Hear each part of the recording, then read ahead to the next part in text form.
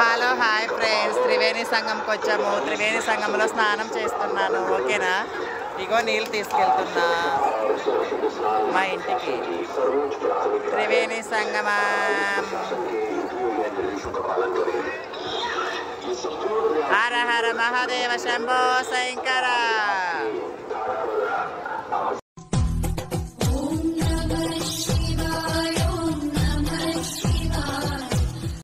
So guys, మేమైతే కుంభమేళాలో అయితే అడుగు పెట్టేసాము. త్రివేణి సంగమంకి స్నానానికి అయితే వెళ్తున్నాము. జనాలు చూసారు కదా, ఫుల్ పబ్లిక్ ఉన్నారు.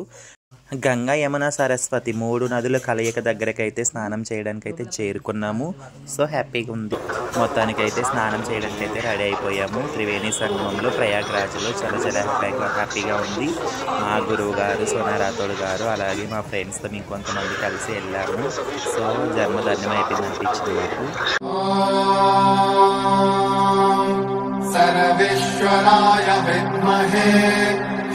ఇదిగో చూస్తారు కదా, త్రివేణి సంగమంలో మా గురువుగారు అయితే స్నానం చేస్తున్నారు. అలాగే దీపారాధన, గంగాకి అమ్మవారికి దీపారాధన, మొత్తం పూలు గీలు అలంకరించి స్నానం అయితే చేసేస్తున్నారు. సో మేము కూడా చేస్తున్నాం.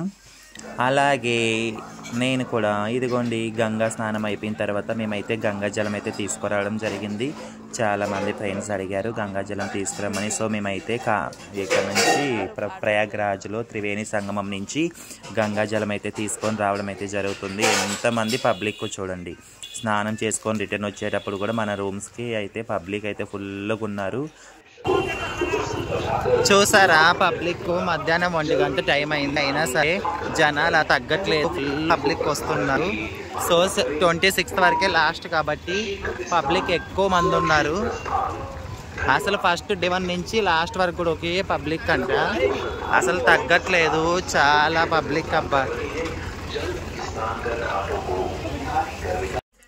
మా గురువు అలాగే మా ఫ్రెండ్స్ కొంతమంది కలిసి మేమైతే వెళ్ళాము. అప్పటికప్పుడు ప్లాన్ చేసుకొని ట్రైన్లో వెళ్ళాలంటే అందరికీ తెలిసిన సంగతే కదా, టికెట్లు అయితే దొరకట్లేదు.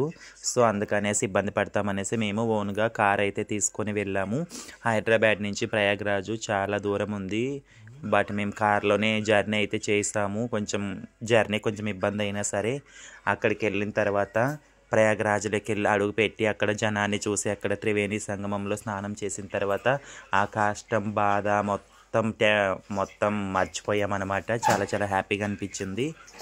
సో అంటుంటారు కదా, ఎంతో అదృష్టం ఉండాలి ప్రయాగ్రాజ్ వెళ్ళాలంటే. అందులోనూ 144 సంవత్సరాలకు ఒక్కసారి వచ్చే కుంభమేళాకి వెళ్ళాలంటే ఎంతో అదృష్టం ఉండాలని. ఆ అదృష్టం అయితే మాకు దక్కింది దేవుడి దయ వల్ల.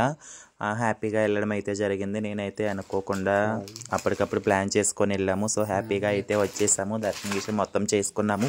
అలాగే మా కుటుంబ సభ్యులు, నా సబ్స్క్రైబర్స్, నా ఫాలోవరు, నా అభిమానులు, నా శ్రేయాభిలాషులు అందరూ బాగుండాలని అయితే నేను అందరి గురించి మొక్కుకున్నానండి. ఏ ఒక్కరి గురించి మిస్ అవ్వలేదు, అందరి గురించి మొక్కుకున్నాను.